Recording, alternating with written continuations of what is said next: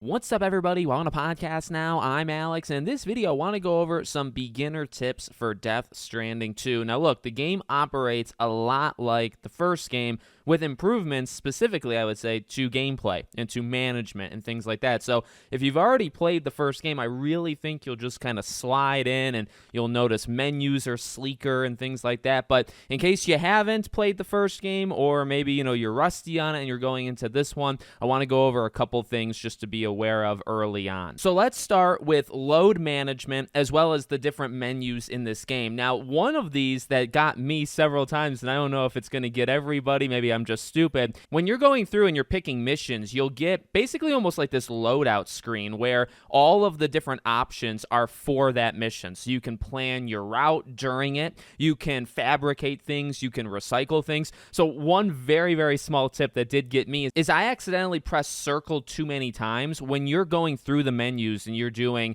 okay, I'm going to fabricate this, or I'm going to rearrange this on my backpack, you can press circle and back out of it and it'll still lock in. But if you back out of the main screen where it says head out at the bottom, if you back out of that, you actually have to redo the entire thing over again. I did that twice so far, and I was like, ah, shoot, because it's actually, again, pretty sleek and everything you need is right there. You can plan the route, you can go over your cosmetic look, you can go over your backpack, you can go over everything. Just don't back out of it. That's just a small little thing. In terms of everything else, load management is something that took me a while in the first game to really get a handle of, but it's something I think I've gotten much, much better at in this game. And what I mean by that is just taking kind of what you need. Now, we'll talk about other ways of getting what you need throughout this video, but to be honest with you, you always kind of need less than you think. When you're going to a brand new area and it's outside the chiral network, you are alone, right? Nothing from the community is going to appear. So there could be a perfectly put bridge,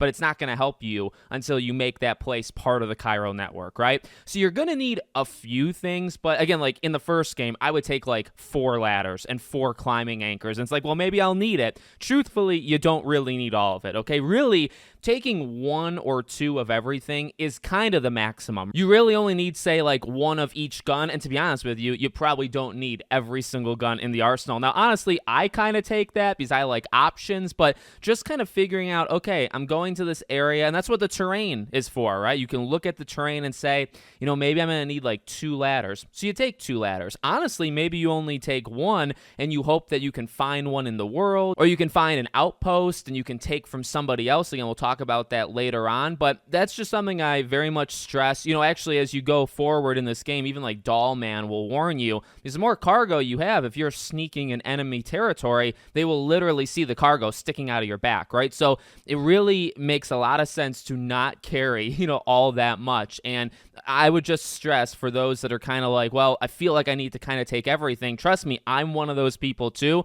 Truth be told, you really don't need to take everything. In fact, you probably can take less than you think, and then even pick stuff up on the go. Now, even early on in this game, there's ways like you can just put it down. You can put it at one of the shelters. Now, that's obviously after you activate the chiral network. You can actually attach everything to your backpack and then put it in the shelter when you go take out like a BT or something. Once you get your first vehicle, you can actually attach things to the side of the vehicle. So you can leave the vehicle parked, which is kind of what I did. I took too much to an outpost with enemies, and Dollman actually reminded me and said, hey, do you really need all that? Which is a very cool little thing this game will do. I simply put everything on the bike, took just the weapons that I needed, went, took out the enemies, came back, had everything, right? So just, that's going to help you. It's going to help you maintain balance, stamina. I mean, you're not going to be as frustrated because you can literally walk easier, right? It's easier to sneak around BTs. It's easier to take out enemies when you don't have 90 pounds on your back. So moving on to number 2, let's talk about the sub-orders and just basically not the main objectives. When should you do it? How does that stuff work? So look, I'm not going for a completionist run. I never did that with the first game. I know there's many people that are super into it, and that's awesome. For kind of just the average, first-time player to this game, you might not want to do everything, and you might look at it all and say, man, this is just too much, right? There's too much on the the side of the road and all this stuff. So what I have always found, and I did this with the first game, and I'm expanding a little bit here, but not too much, is I just kind of do what makes sense, what's on the way. So especially early, right? Especially first couple chapters or episodes, even as far as episode 3 on, you're going to have areas that are relatively close. And one of the main improvements with this game, I think, is just kind of making it a little bit easier to traverse. So it's not as bad, and therefore you might be more willing to go out of your way. But honestly, when you have 2 areas that are really close to each other, and there's a third area that kind of almost makes a triangle with it, if those 2 areas need orders to each other, I just do them. The sub-orders, orders that you don't actually have to do. Sometimes you'll find a location, and there's an order like slightly to the right of it, right? It's like, okay, that's not even out of the way all that much. I'll just do that and come back. I try to just, basically, I do things on the way. If I'm driving on the road, and I use the bike quite often, if I'm driving and I see a thing on the ground and it says, okay, it's marked, they'll all be marked for a certain location. If I'm already going there or I'm going to pass that location, I'm just going to pick it up, right? Because you just get those extra likes. And really, that answers a question you might have, right? It's like, well, why would you do these things in the first place? So again, even on just like an average casual run, I would try to get these locations to at least 3 stars. Most places are going to give you things. So when you get 2 stars, 3 stars, 4 stars, 5 stars, and they can give you some pretty cool stuff. I haven't actually experienced it in this game. I know in the past game, 5 stars, like you'll unlock some pretty rad stuff.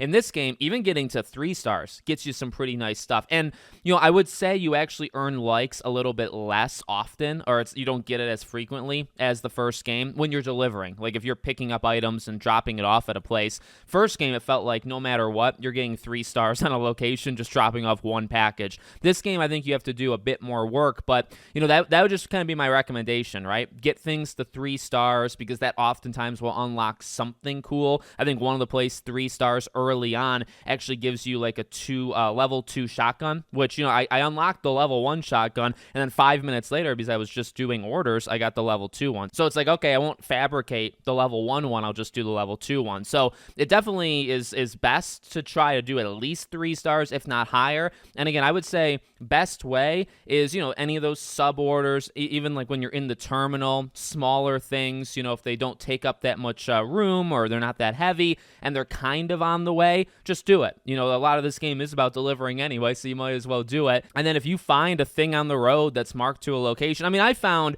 a thing on the road that was like miles and miles and miles out of the way, and it's like, I'm just skipping it. I'll actually drive over it and damage it. But okay, honestly, another thing you could do though, which is kind of towards the end of this list, but I'll mention it here, you can pick them up and drop them off somewhere else, right? You get likes by simply kind of almost half delivering a product and leaving it for another porter, meaning another person playing it online, right? You won't get the full likes. I believe that person won't get the full likes, but you'll get partial credit. It's kind of like a homework assignment that you do half of because you don't feel like doing the whole thing. Well, you still get some credit there, right? So that's another one. Even if you're not close to the location, but you see those outposts that people build, or you can build one with a PCC, right? If you build it, or you see one, you drop off a thing, you say, I don't want to take it to its location, you're still going to get credit and likes no matter what, right? There's likes for locations, and then there's likes for you, and then your own status, your porter level. I think right now I'm somewhere around a 64 or 65.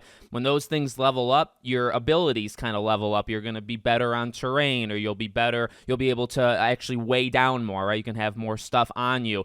Everything in this game is connected. Like, you're always improving yourself by being stealthy or being actiony, right? Taking things out. Or, if you are a fast deliverer, you're going to get points kind of for that. So everything connects, and everything at least gives you partial credit towards something that's going to be beneficial down the road. So let's quickly just talk about Traversal. I wanted to throw this in because, again, maybe first time, or, somebody like me, again, thinking about how I played the first game. So I was always very afraid of falling. And I've seen some horror videos of, you tripping down a cliff and there goes all your stuff. I'm terrified of something like that happening to myself. But to be honest, and again, kind of saying this out loud to myself, but then also others that maybe act this way.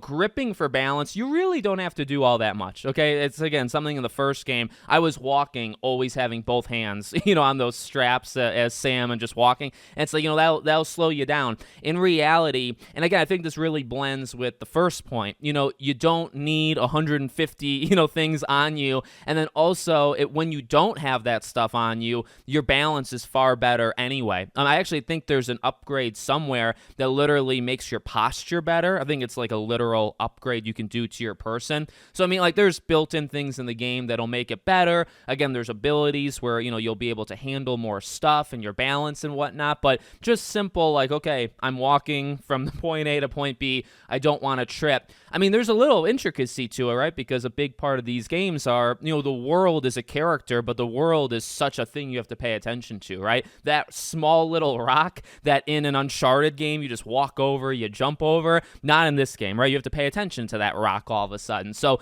you got to mind where you are. And when you're on a hill, anytime you're on like an incline or decline, something like that, obviously, that's going to be a problem. You're going to want to grip there. But I would just say, don't be too worried about walking. I mean, even when you I have like the skeleton legs, which makes you be able to carry more. And, I can push 70, 80, 90 on me and still be fine. But it's like, if you lose balance, it'll tell you. And it'll say hold L2, R2, whatever it might be to shift the balance. Basically, just don't be afraid to constantly be holding yourself with the balance. I think it helps to just not have a lot of stuff on you because you don't really have to worry about it. And this is just early because, later on, I'm going to assume, and we've seen in videos and stuff, you'll have lots of options to deliver stuff, but also the terrain is going to get harder, right? Just kind of early on, these are tips. And speaking of getting from point A to point B and terrain and all that stuff, my fourth tip would be use the bike as much as possible. This is something that, here's the thing. The game is very specific, but it's also not specific at all at the same time, if that makes sense. You can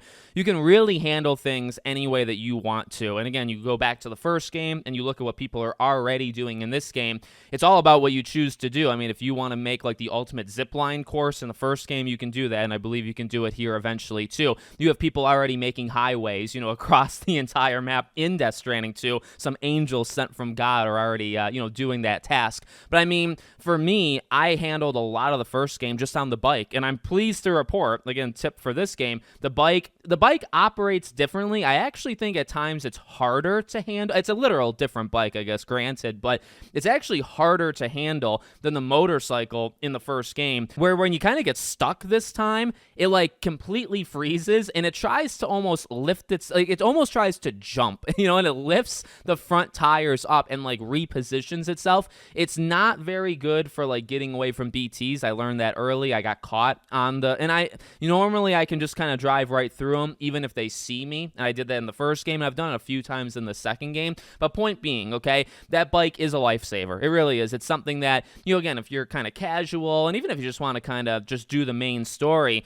I mean, you can walk, yeah, but I mean, you place a couple good generators, you use other people's generators, and man, you can use that bike, and that can elevate and speed up these deliveries, right? It's one thing to say, okay, I'll walk 700 meters that way, even though I don't need to. It's another thing to say, well, I'm on a bike. That'll take me like 3 minutes real time, right? And I'll get the likes, and I'll get all that other stuff we talked about. Far easier. And honestly, you unlock the bike way faster than I thought you would in this game. You get, I believe, at the end of chapter 1 when you go back. So it's like from almost the jump, you get the bike and you can use it however you want. And, I'm going to see how far I can push it. Again, I'm not too far in the game either, but first game, if you guys remember, like the snowy mountains and stuff like that, again, there's like 10 different ways of handling that. I literally rode the bike over it, and it's probably not the preferred method, but it was honestly not bad. Like, it wasn't hard. It was something I was used to at that point. So I'm going to see how far I can push this bike this time around. And number 5, I want to talk about using other people and helping other people. Now, I actually do mean using people exactly how you might think, kind of negative in that way.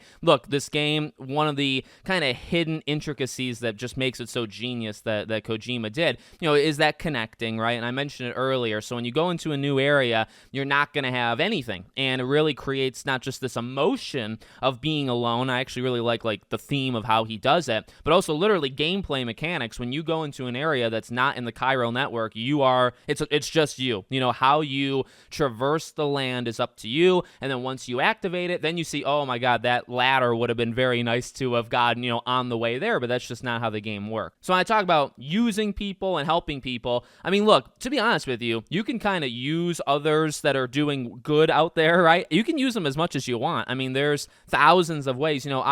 I fabricated one bike, and really the bikes that I've been using since then, I've used other people's. So that was a classic feature in the first game, comes back here. You can store bikes for other people. You fabricate it, you say, I don't want it. Honestly, the bike that I fabricated, I left in the wild, and when you are far enough away from anything, if you leave a ladder on the ground and you walk far enough away, it'll disappear to you, but it'll actually appear for other people. So my bike, and it told me in the bottom left corner of the screen, said my bike was used by somebody else. I forgot. I took somebody else's bike. It was in a better condition, and I just left, and then my bike ended up being kind of repurposed for somebody else. So there's an example right there of me helping, honestly, inadvertently. I didn't plan to, and then also me using somebody else, right? I just take it. And I mean, that's just the simplest of examples. You can do materials. I've talked about, again, building structures and stuff. You see a road that somebody built, help it along, right? You can donate materials to it. It's something that I've tried to do. I'm trying to always pick up the chiral crystals, which are pretty easy to obtain, right? Any BT area, you'll see those almost like gold plant type things from the ground. I pick up any I got. I think I have over 1,000, and these are things you can donate to centers, like locations, but it's also if you find a structure out there, they will most likely need those crystals to level up. They'll also need other materials, right? And that's where it's like, how much do you want to help? Do you want to find the special alloys around the map and bring it to it to help somebody build a road or a bridge or whatever? You can do it. You don't have to. I mean, sometimes it's already there. I'm stunned in early access or, deluxe edition, whatever, 2 days early. I'm stunned how many things are already built. Like, I go to areas, I activate them, and it's like, okay, I'll be nice. I've put a couple generators around where I haven't seen any, and it's like, okay, I think this is a good spot to put a generator for somebody else. This is a good spot to put one of those signs, right? Signs are easy ways of getting likes. They're ways of showing that you like other people, and you can do that. And again, everything's connected. You put down a sign, well, you're going to get likes later down the road because somebody's going to like it. So there's other people helping you. How about you help other people? Like a bridge. Anytime you go across a bridge, not only is it a lifesaver that somebody already built that bridge there, but then like it. Just give it a like. I mean, you can help upgrade it if you want, and that'll help, but just simply leave it a like, and that'll transfer to that person. So there's all of these ways, whether it's taking materials, and again, I mentioned outposts, like there you can mix and match deliveries. Like I said, some people will get a delivery halfway, or some people will just donate weapons in the middle of nowhere, in an outpost, and it's like, check all of them. And I wouldn't say take everything. And again, that goes actually towards load management. Like, you don't really want to take everything, but hey, you have an extra pair of boots, drop it off somewhere. You could recycle it and you can help yourself, and that's cool, but drop it off and have somebody else maybe use it, right? Again, you're going to get likes for dropping it off, and then if somebody takes it, you'll get likes again. So it's like everything is almost a currency, in this game that is very helpful, whether you're helping others or if you use somebody else's thing, you're actually still inadvertently helping them because they're getting some sort of credit for that. So I would say go wild. You don't have to. For me personally, like, I see a highway and I say, thank God. Again, these are God's angels that are making these highways so early in the game. I'm not going to contribute to that. But what I will do is I'll contribute to smaller things that are along the way and things that I kind of feel like contributing to. I'll do those. It's just, right now where I'm at, I'm not going to build, a highway that goes through the entire continent of Australia. Somebody else can handle that job. But that's a huge benefit. It's a huge gameplay mechanic, to be honest with you, of this game, and take advantage of it is all I'm saying. So let me know what you guys think in the comments. Make sure, as always, you're subscribed to the channel, bell icon turned on, and I hope to see you all on the next one.